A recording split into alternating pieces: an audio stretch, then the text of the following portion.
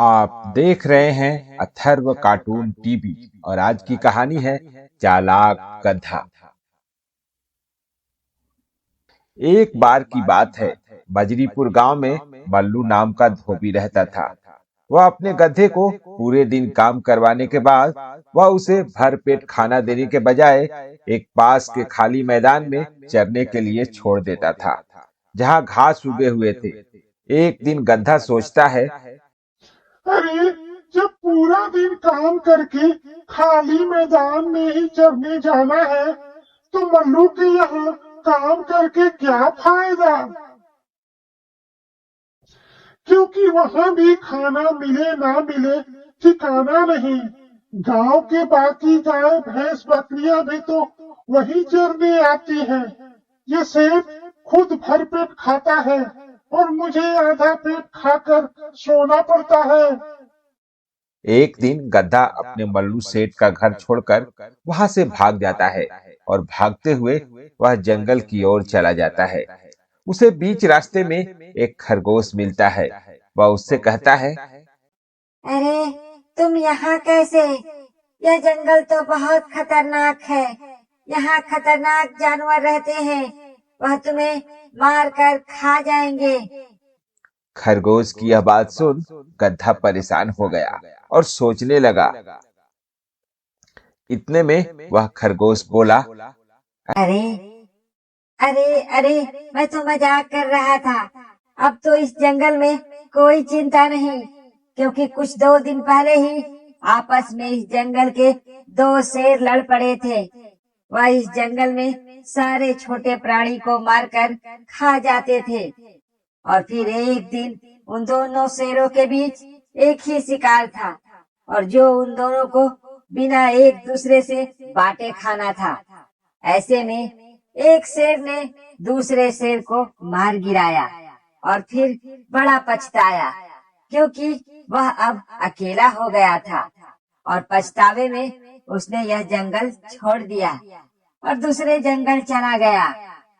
ये सुन गधा खुश हो गया और सोचने लगा कि चलो, उसका काम तो बन गया।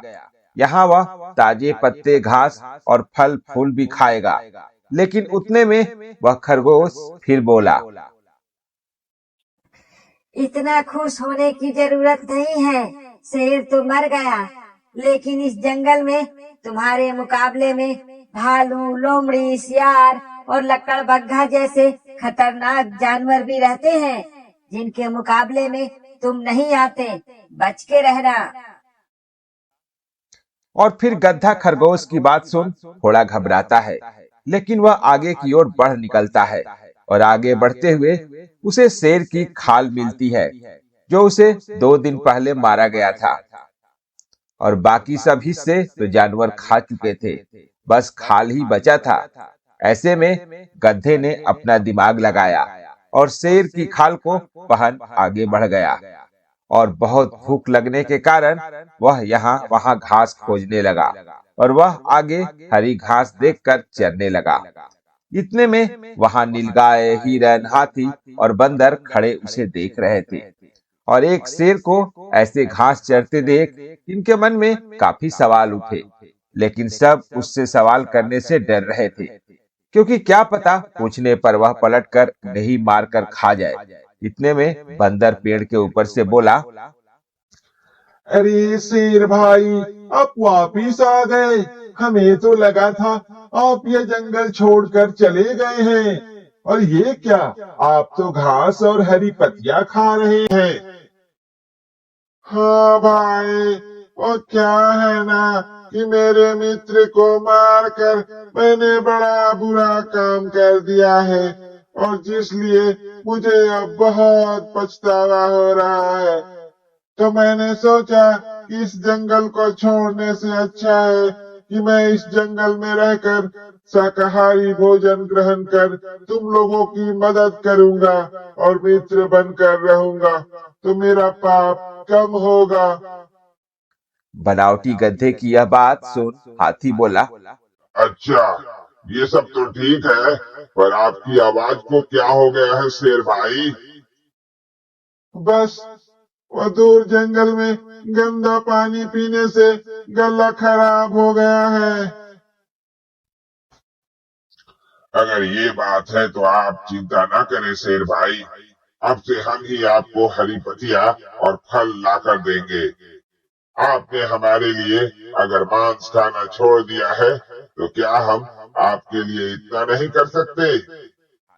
और फिर गधा तो उस शेर की ही खाली पड़ी गुफा के अंदर चला जाता है और आराम से रहने लगता है।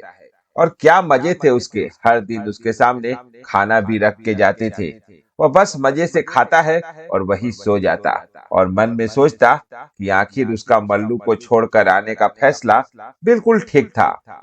फिर एक दिन उस गुफा में वह दूसरा वाला शेर आया, जहां वो बनावटी गधा शेर की खाल पहनकर मजे से रहता था और जो सच में गांव छोड़कर चला गया था। उसे देखकर गधा घबरा जाता है और शेर अचानक उसे कहता है, गधा कहीं का। और गधा डर जाता है कि आखिर क्या इसे पता चल गया कि वह एक गधा है।